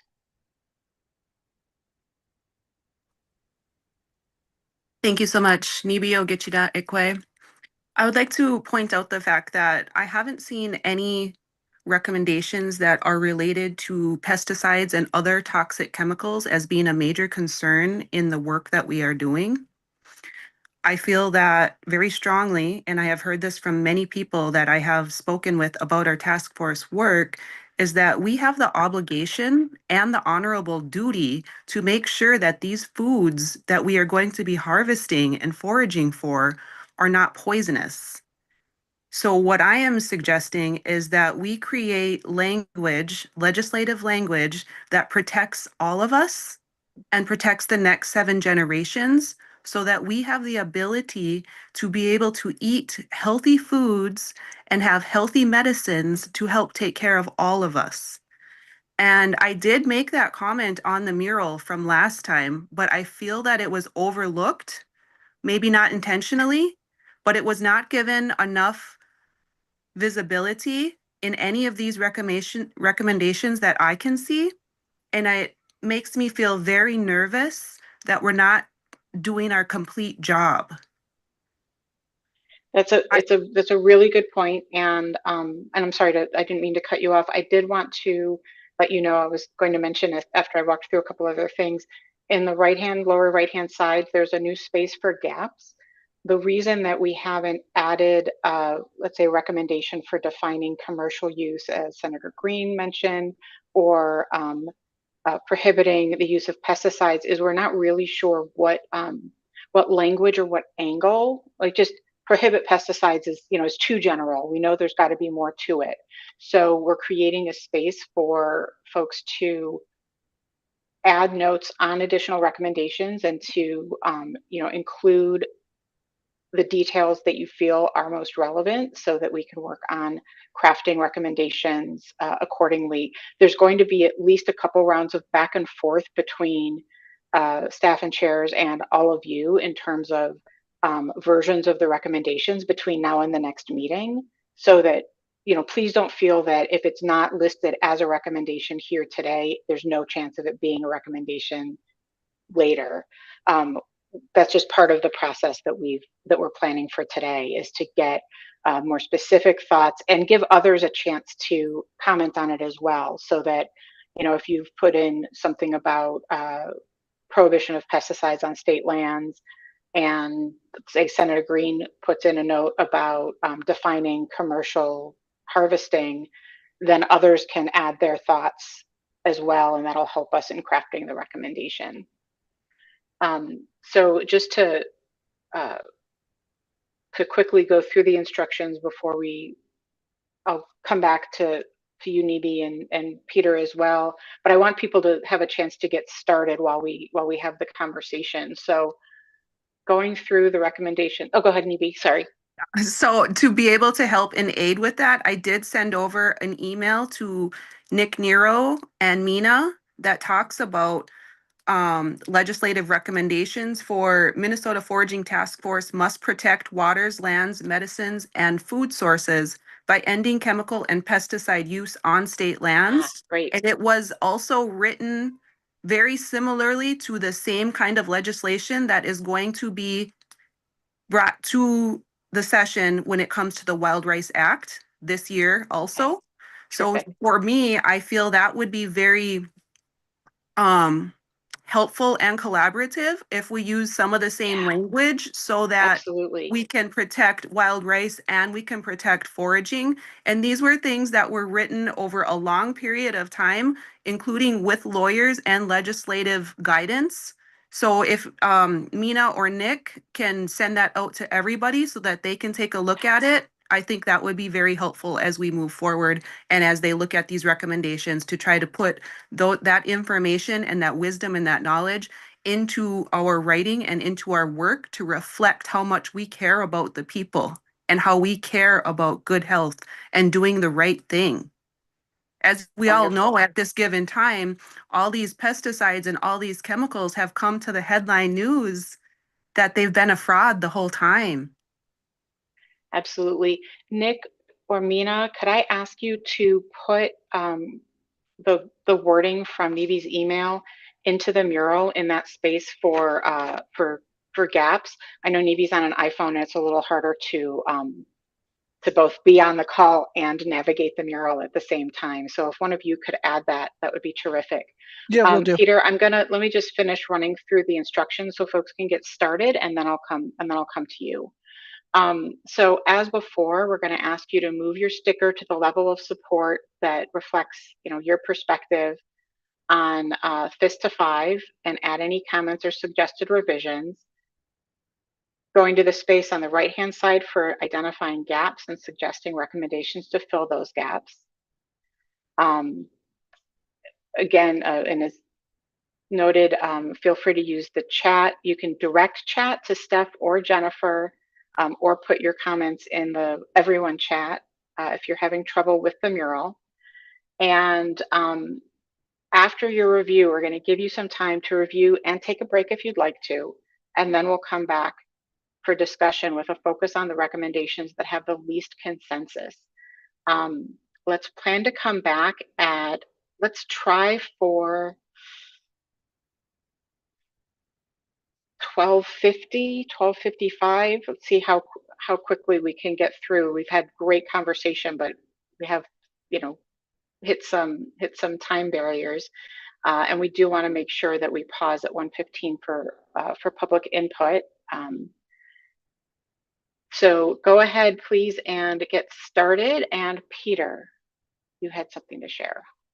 Yes, I just want to follow up on Nibby's comments. It is, you know, trying to right now. There's just as far as public knowledge, we have very little information of what's being put on our public lands and where, and we need, as part of not doing it, we know that while that would be the ideal, we need to be very mindful that people need to know uh, what's going on so they can weigh in on, what the DNR and what our land managers are doing in terms of pesticides and herbicides, because if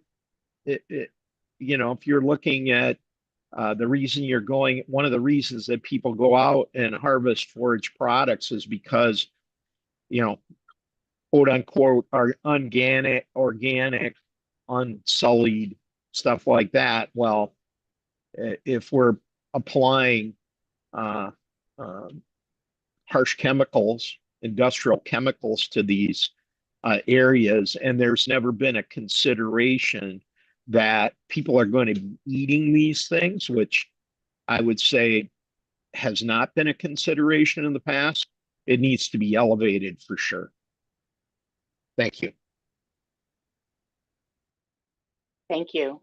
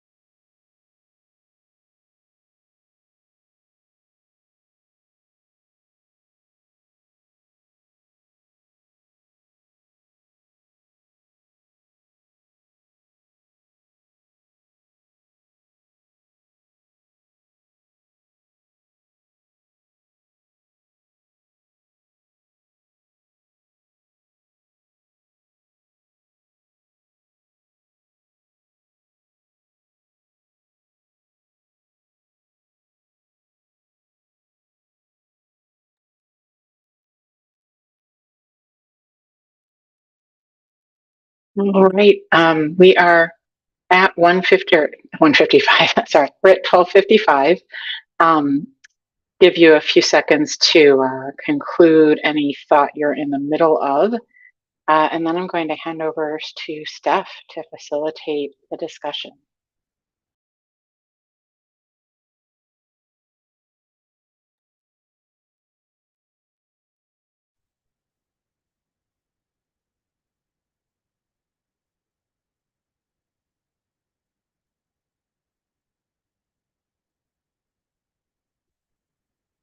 Okay, everyone, let's move back into our shared space together. You've been engaging with each other pretty deeply since 11 for 2 hours. So we're in this home stretch. We have about 30 minutes left together, 20 minutes for discussion. We're gonna, at 1:20, we need to transition to talking about the outline for the legislative report, as well as articulating next steps, because as Senator Pa said, when we get back together on January 27th, we will be voting on the recommendations. And so we have about until 1:20, so just over 20 minutes together. You're doing great work on the mural again. It's really easy to see where, based on movement of the dots, where there's the most consensus and the lack of consensus.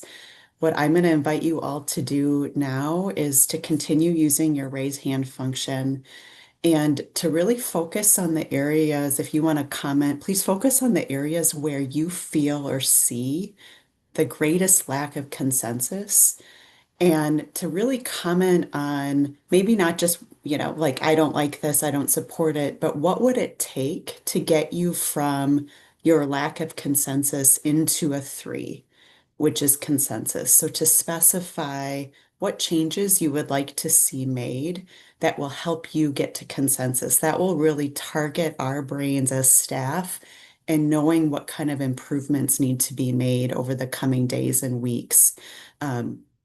To get these recommendations to a place where you all feel like you can confidently vote on them when we gather on the 27th. So I'm gonna, instead of, I can see where the dots are, you all can as well. There are some areas like recommendation 2 and recommendation 3 that seem to have minimal consensus. I would say recommendations 4 related to public understanding have some input, but mostly are kind of leaning towards consensus, still need some work. Recommendation 6 about permitting. Again, I see a fair amount of consensus with some input for improvement. And then again, kind of the final recommendations, I see a couple areas where people have concerns with the NDA sort of recommendation related to noxious weeds. But in general, consensus and some consensus around recommendation 12. So I'm going to stop speaking and invite you all now to sort of speak and comment on where you're feeling the greatest lack of consensus, and to specify for us what kind of changes you'd like to see made to get you into consensus or to help the group get there.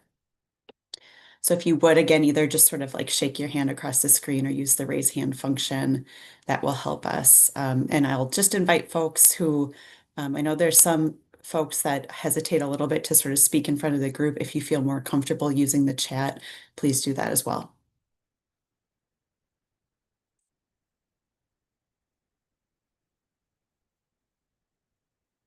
Angie, go ahead, and then Luke. So I would like to just say a few words about its recommendation 11. And one, I feel like it was added very much at the end without, I was very surprised to see it. I'm disappointed, or I'm unclear that the MDA has been consulted. And frankly, I don't think we need it.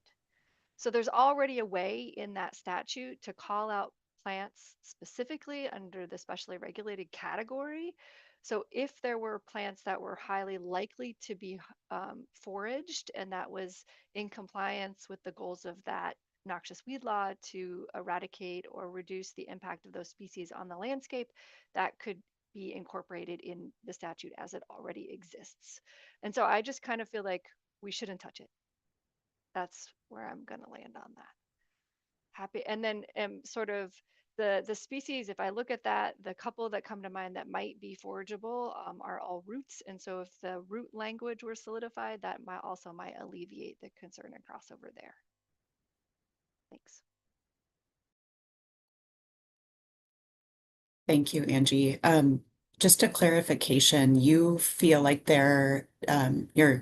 so recommendation 11 has been revised in that it's no longer DNR working with MDA. DNR felt in their comments to us on the 30th that because this is in the purview, noxious weeds of MDA, that they would need to take the lead. But given that the task force has had some interest in transporting noxious weeds or invasive species, the conversation, at least last time, was, well, can we partner with MDA over time to make changes? Knowing and understanding, as you said, we haven't consulted with MDA and that consultation would take time. So I just want to make sure, and maybe we can talk about that offline just to make sure that your concerns are addressed.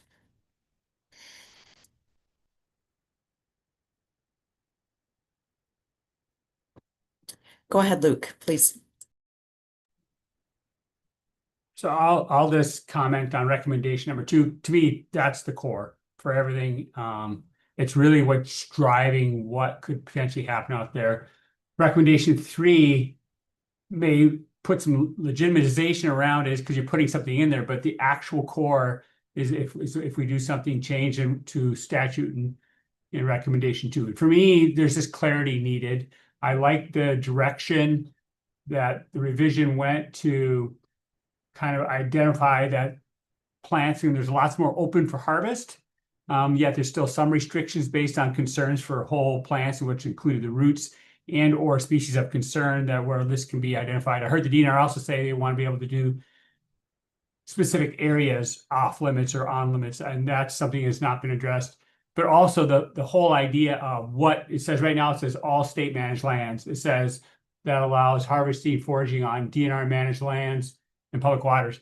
And I think that I don't agree with that, it being that open for everything. And I think we have to have some conversation about what's truly in and out, because it doesn't call out scientific and natural areas. There's still a lot of conversation around state parks. And I am concerned about aquatics and all of a sudden allowing where there's already a whole set of rules and regulations about harvesting and collecting plants and how that ties to in aquatics. But so I think for me, I like the direction, but it's not, there needs to be some more specificity about, and I guess if we can get to some sort of agreement in that way. Luke, to build on what you're saying, would you offer any specific changes you'd like to see made to recommendation 2 about the opening up of the different lands? There's, in the narrative form, there's the acknowledgement about DNR's relationship with U.S. Fish and Wildlife, which Bob spoke quite a bit about earlier. There's also an acknowledgement that the DNR has concerns about opening up state parks and suggests some alternative paths forward. One meaning that you would, like, potentially the state could use the Washington County approach that the task force learned about. Another being that maybe as an initial step, a select number of state parks could be opened up and studied more fully before state parklands, for example, are opened up in a wider way. So that's in the narrative kind of paragraph piece, but I'm just wondering if you can speak more to what additional changes you'd like to see made, or what questions are you raising back to the group about opening up other parts of the outdoor recreation system? Well, a couple things. One, I appreciate the narrative, but it really doesn't define, it just puts the issue out there and throws some items. But as a group, we haven't, I think it's across the board. I think one reason you're seeing the spread is because not everybody agrees that all land should be open. And so that's part of the conversation that the group should have. I think scientific and natural areas absolutely should be off the limits. I do not want to open aquatics unless there are some specific things that are set in that place because of all the current rules and regulations around aquatic species and invasive species laws. And I'm not sure about state parks and this idea of, can we try it? Can we open some up and test it over time? And then can we then expand it into the future to more or not? I do operate under the precautionary principle. I'll be honest with you that in that way, I'm open to the changes and having more openness, but just because we don't have any knowledge about impacts doesn't mean that impacts aren't occurring. And so, so I just take that a little bit more precautionary approach versus our initial approach was, hey, we're just going to open things up and everything's going to be available. And now this is kind of starting to come back in. So parts of this I can support, but I still think we have to get our arms around a little bit about where. I'm sorry, I don't have a whole ton of detail. That's great, Luke. Thank you.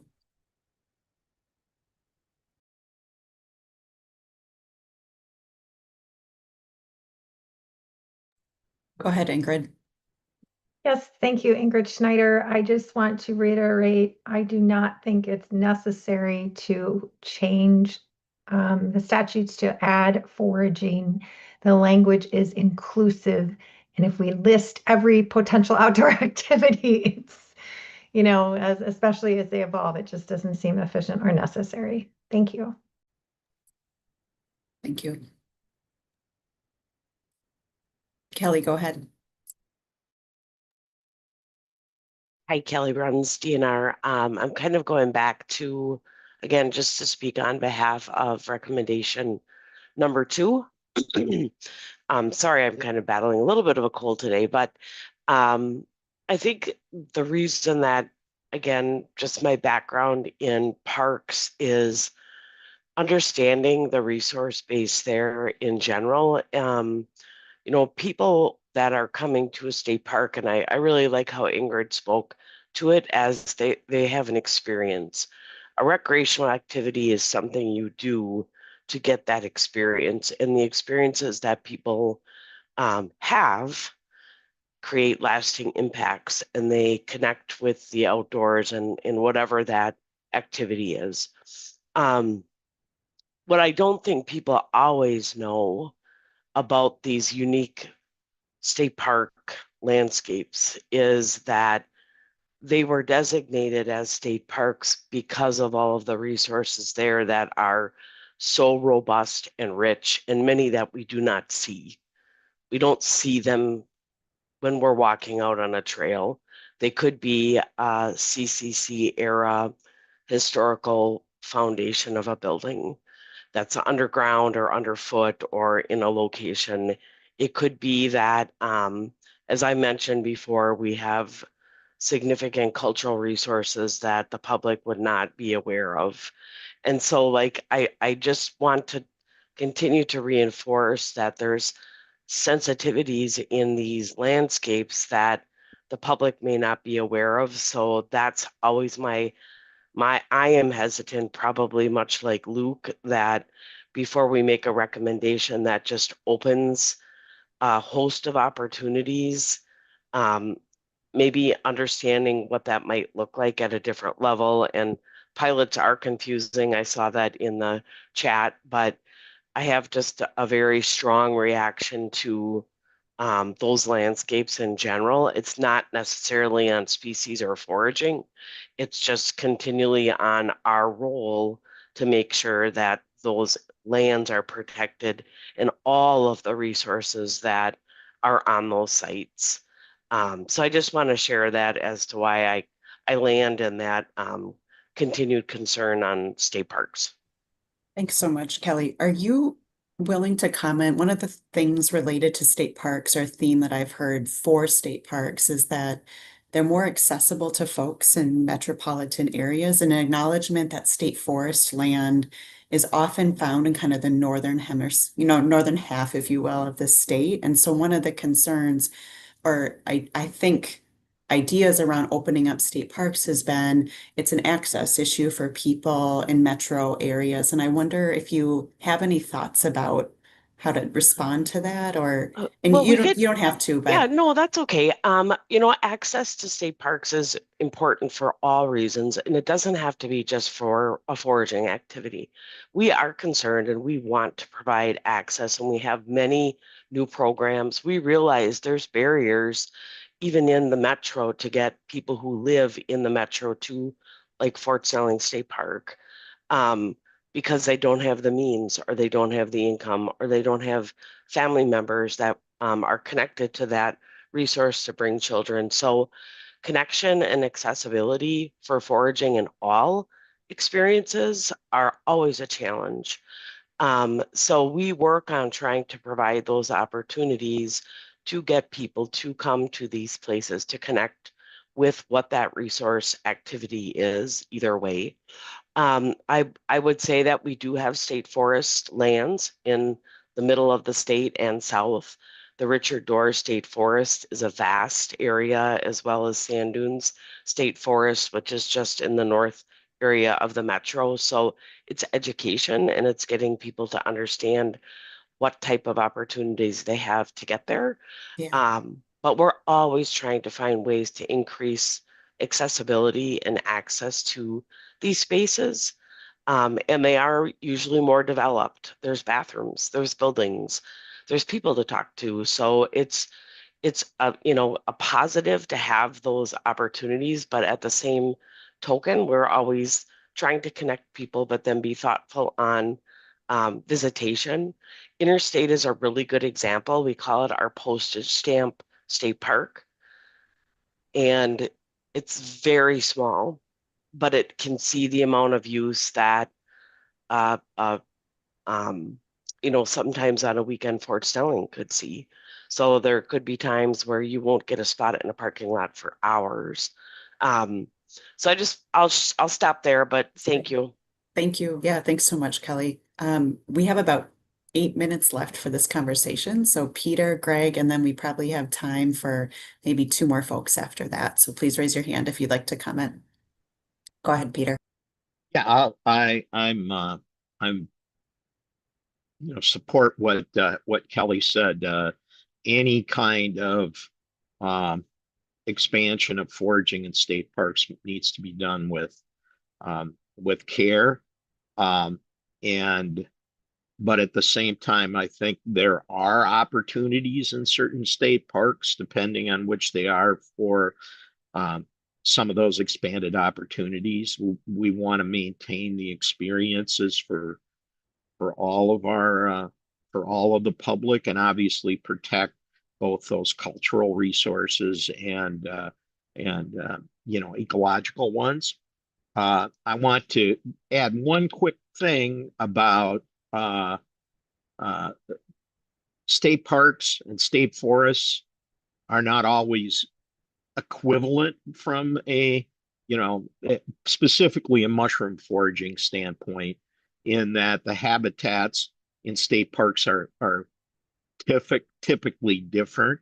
And it's really the opportunities to get families and people that are interested in learning about this, where the state park access really, just as Kelly said, there's bathrooms and parking and stuff like that, and trails and everything that give people access and comfort in that.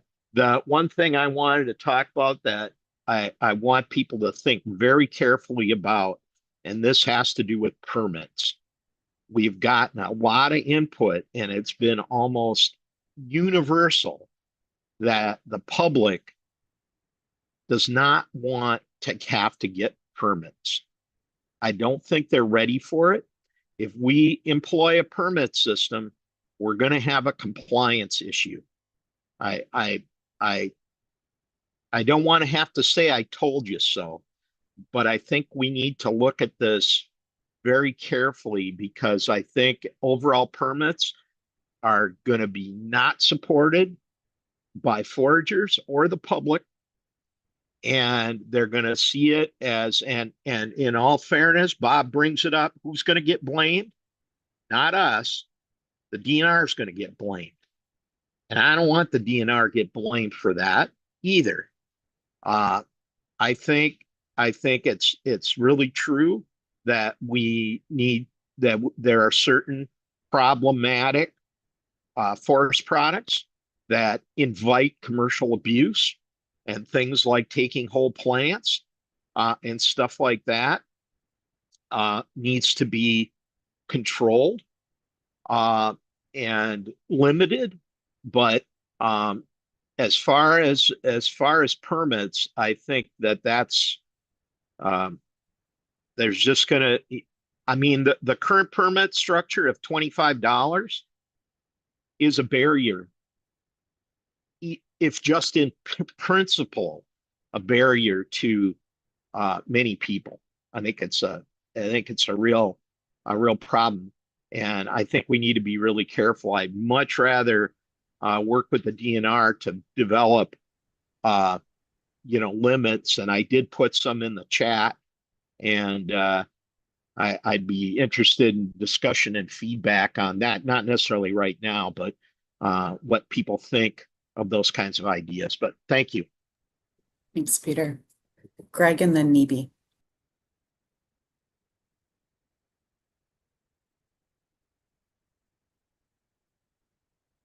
You're still mute. mute.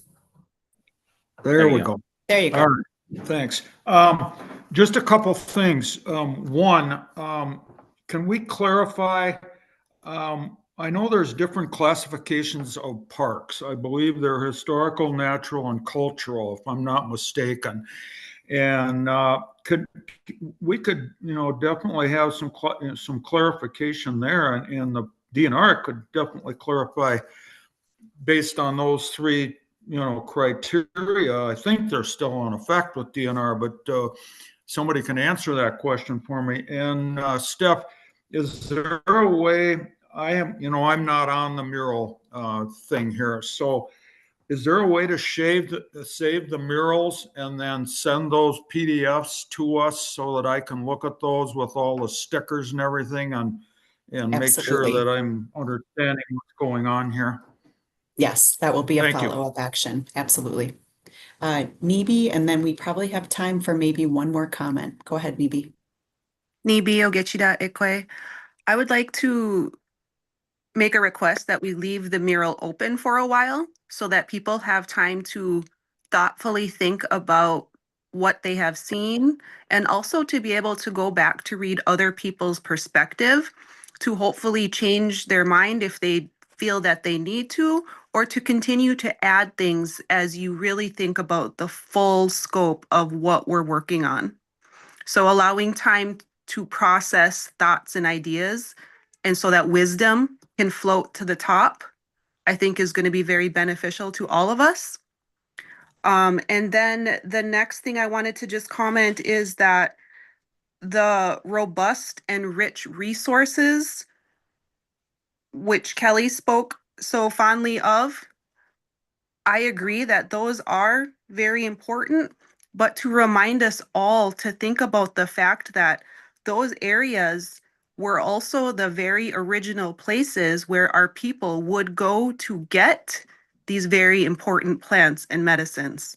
So yes, they do need to be culturally protected, but remember that these plants and medicines are the cultural resources of the Dakota and Ojibwe people. So we need to allow access at least to some kind of sustainable way where we're collaborating and working together so that these plants and medicines can be utilized as cultural resources for the original people at minimum. I think everybody would benefit from all these beautiful resources, but my concern in speaking for Minnesota Indian Affairs Council is those cultural resources are supposed to be available for us. And it's so important that we remember that as we move forward, or to at least think of that wisdom in a way that is respectful and honoring the original people of the land who actually just want to work with you and to provide these resources in a good and sustainable way for everybody. Traditional ecological knowledge is very generous. If we work sustainably, we can actually provide for everybody. And when I say that, my concern too is now there is a food scarcity. I'm not sure if anyone in this room has food scarcity in their family or not, but I do know a friend of mine who works very hard with a lot of families that are struggling to have food on their table. She has told me personally that 500 children in her caseload alone, and she's just one of many, have spoken about they wish they had access to food, healthy food. And our public lands have all these gifts available out there. So maybe consider thinking about, are we restricting people, children, families from the gifts of food that were provided by our Creator and our God? And then the last thing I just want to say is that, I have been to Interstate State Park, the poster child of state parks. It's a very beautiful place. That was also original Indigenous territory.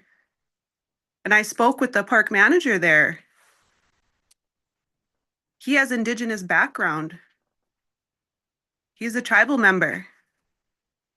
And he has a long story of how he tried to maintain that land for his people. But he now works there to try to collaborate and work together. Same thing I'm trying to do here. Find a way for us to work together.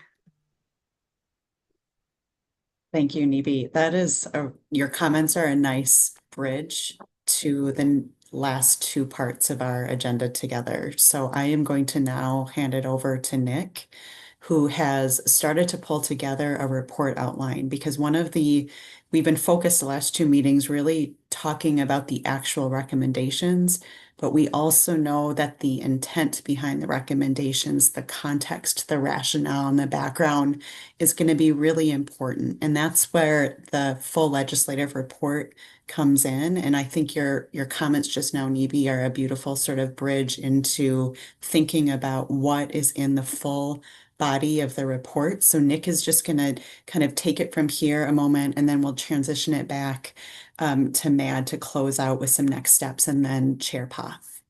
So go ahead, Nick.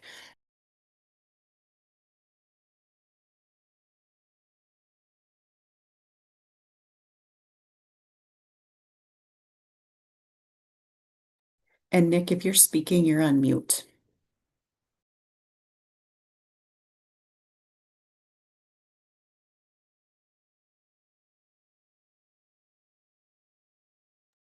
There we go. All right. The second I started sharing, everything disappeared. So hopefully everyone can see this screen. You should see the table of contents for the report. Begin putting it together. And I think sharing the table of contents is probably the easiest way of explaining how I'm currently laying it out. So we'll have an executive summary, and that'll really be based on the recommendations that you all pass. And then a brief introduction, and then a section with task force values. And that was really created because both of what DNR has talked about the need to also mention conservation values, and what has been talked about both today and at previous meetings, having a chance to express sort of the purpose behind a lot of these recommendations. Even if something like conservation isn't explicitly mentioned in a recommendation, it's probably still good to list out the reasons behind the recommendations. Then there'll be membership, enabling legislation, just sort of background information, an overview of meetings, which is just going to be a very quick what happened at each meeting. Can certainly add more if people have thoughts about that.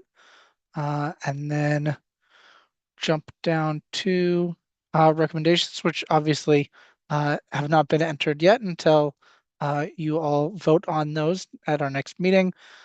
And then and that will be the bulk of it. So I will be writing this up largely based on the recommendations that you all pass. And I'll share likely several drafts with members so they have a chance to review the wording and submit feedback before it is all approved. So I don't want anyone to think that they're suddenly going to be handed a report and they have to vote on it, but just wanted to give people an idea of what would be coming down the pipe.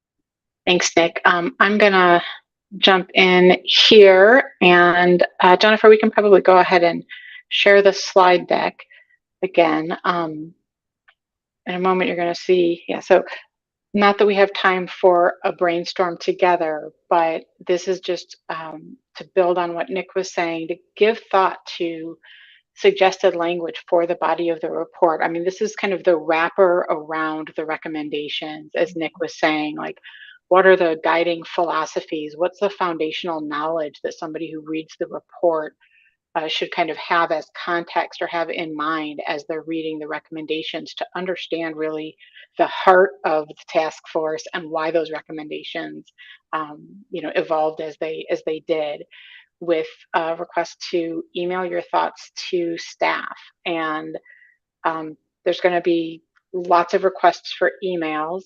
Jennifer, if you want to go ahead to the next slide. Some next steps include, so by this Friday, please share your written ideas for improvement. As I mentioned in the chat, we'll probably cut off your edits within the mural end of tomorrow so that we can start compiling what's there and not miss anything new that's added after we've compiled it. But in the meantime, send us additional thoughts by email. Next Tuesday, we will have revised recommendations incorporating all of what we've heard from you, and send out that new version of recommendations for you all to review and suggest additional edits. Senator Pa, go ahead. Go ahead and finish. Okay. I'm gonna let you finish, but I do have a comment about this. Okay. So then there will be a deadline again for you to share additional written ideas for improvement to that next version of the recommendations. We will again incorporate your inputs and send out a version in advance of the January 27th meeting so that you have time to review before the meeting. And then again on the 27th, we're currently, scheduled to vote on the recommendations. As Senator Paz said, we can adjust if we need to. And then just ongoing, please consider the report content, email staff with your ideas, and we will continue to incorporate those into the report which will be built kind of, as Nick said, alongside the development of the recommendations. Senator Pa, over to you. Yeah, thank you, Stephanie. I wanted to kind of bring up a couple of things that have been brought up by some of you. One is Nibi had mentioned about, could we leave the mirror open so that we can still add to this, review it, add it, and also review other people's recommendations and comments, and maybe agree or make revisions to something and get to a place where we have consensus. So I'm wondering, one, if that is possible to maybe leave up for the next 48 hours, like the next 2 days, for us to do that. What does Matt's staff think? Yeah, well, I was thinking we would leave it open until the end of tomorrow, but maybe we could do, let's say, noon on Thursday. We just want to make sure that we have enough time to compile everything, incorporate the recommendations, and feed it back to the task force for another round of inputs before the next meeting. Yeah, I think But that it'll would work. remain visible for you to view. It'll just be the editing that will cut off end of day tomorrow or noon Thursday, whatever you all feel is best. Okay, I think noon Thursday would be ideal, just to give us more time. Longer better. Yeah, to work on it. And then the other thing I wanted to kind of bring up to the group is, I know we all care about this work deeply, and one of my priorities as the chair is to make sure we all feel like we were able to meaningfully contribute to the recommendations, and that we feel this recommendation is something that all of us could support. Even if we are not a 5 on things, that we truly are between that 3 and 5 on most of our recommendations, and we feel strongly about them and can stand behind them all. I'll just speak to myself that I don't know if I feel that way about our recommendations right now, even though I've probably, out of all of us, have had the most time with these recommendations. And that's how I feel like we still have work to be done, to bring everybody, to a space where they feel good about these recommendations. I feel that way because as I'm reading through the comments and where we are in our dots along that 1 to 5, I do still feel we need more discussion. And I wonder if maybe we need an additional meeting before January 27th, where we can come together like this or in person and really discuss each one of these recommendations. Not adding, I feel like if we add more, we'll never end. But if we give the next 2 days for us to do all the additions, revisions, thoughts on here, and we try to compile that by the time we meet next time.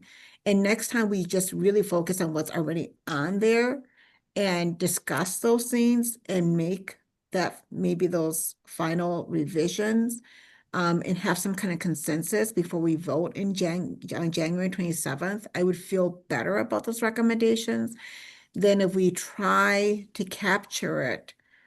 I know the staff and myself will try to capture as much of it as possible, but because if we're too far off, we don't know which way to go. And we may not capture truly where we are in consensus with.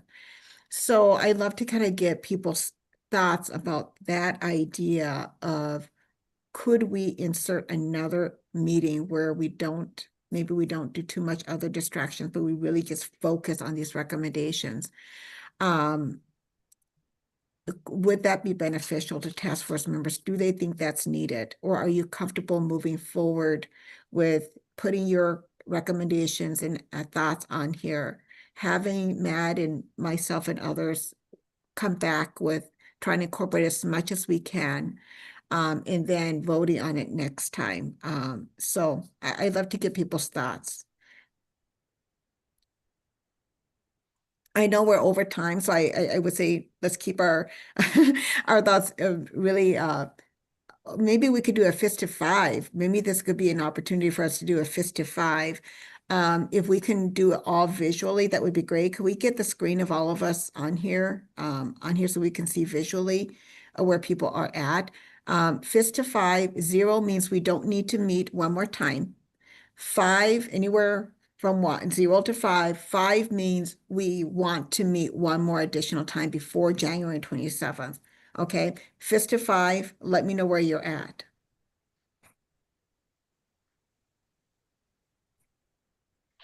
Okay, it looks like we have more of a consensus that we want to meet again. So I'm going to ask that Matt, staff, and Nick try to maybe work with us around our schedule and propose a couple of dates for people, and try and see if we can find a date that would work for everyone, and if not everyone, a majority of us, and make it so that it's, if you can attend in person, that you could at least online. Okay, and then let's see here. So that was the only thing I had. I want to thank you all for the time today, and I know that we're towards the end. So let's go ahead and move to public input. I know that we want to leave time for that. If anybody, Oops. oh, do we have someone? Okay. No, just coughing with my mute off. Okay, sorry. Yeah, Okay, good. So I want to move into public input. If there is anyone joining us from the public that would like to speak, please raise your hand. If there's any task force members who may have comments that have been relayed to them by the public to share with the task force, this is also a good time. I do see Nibi. Go ahead, Nibi. Yes, I do have a letter that was written to me that I would like to read as a public comment. Go ahead. It says, together as the Wikozani Waste Good Health Committee, we are writing to formally recommend that the task force works to ensure that Native communities and tribal members are granted access to foraging on state lands without a permit, and any proposed restrictions do not apply to Native communities and tribal members. Our committee is made up of Prairie Island Indian community members who seek to advance the health within our community through increasing food sovereignty, education, and resources, while leading by example and honoring our responsibility as stewards of the land, water, language, and culture. The Dakota and Ojibwe people have lived on these lands collecting plants and medicines, governing themselves in relation to the earth long before European settlers came to what is now Minnesota and started stripping the tribes of their land and their ways of life. Tribes never relinquished their sovereignty. As a small community with a small landmass facing a variety of environmental issues, we need to maintain access to these state lands. The construction of Lock and Dam Number 3 in 1939 by the Army Corps of Engineers permanently flooded a significant portion of our community's land base of 3,000 acres that lie along the banks of the Mississippi and Vermilion rivers. In 1994, 39 aged nuclear waste storage casks were placed just 600 yards from our Prairie Island Indian community homes and businesses. Alongside these concerns, increases in storm and flooding frequency duration in the recent years, invasive species occurrences, and PFAs have contaminated and continue to threaten our access to our native plant species that used to function as our traditional way of life of food and medicine sources. Foraging is our traditional way of life, and our access is continually being limited. Tribes have lost more control of our land when European settlers moved west. We lost the traditional foods and medicines that nourished and protected our bodies. Loss of traditional land base and the forced introduction of a westernized diet has resulted in a myriad of health issues for all people. Therefore, it is vitally important that our access to these foods and medicines in state parks, state forests, state wildlife management areas, and state lands not be limited by any proposed restrictions. Sincerely, Prairie Island Indian Community, Wikozani Waste Good Health Committee. Miigwech Padamia, thank you. Thank you, Nibi, for sharing that public input. Is there anybody else? Seeing none, I'm going to go ahead and close public comment. And then I'm just going to say thank you, everyone, for staying a little bit late to finish this up. And thank you for the good work that all of you have done today. We will get back to you about additional meeting. And if you have any questions in the meantime, please do reach out to myself or any of our staff members. All right. Thank you, everyone. Thank you. Adjourned. Thanks, everyone. Thank you, everyone. So appreciate it. Everyone.